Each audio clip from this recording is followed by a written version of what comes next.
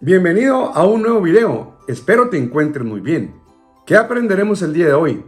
El día de hoy aprenderemos a escuchar, identificar los sonidos del cuerpo humano.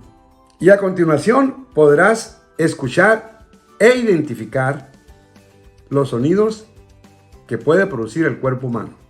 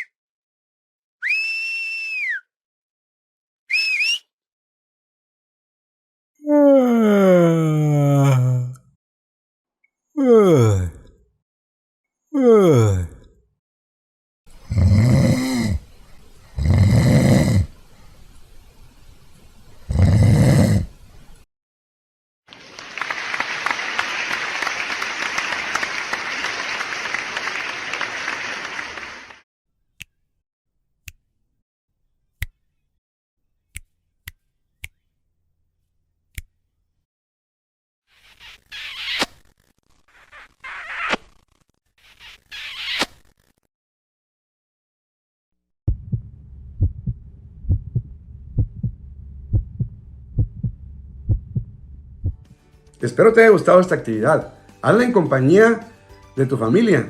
La puedes utilizar hasta como adivinanza. No te olvides suscribirte, darle like y nos vemos en el siguiente video.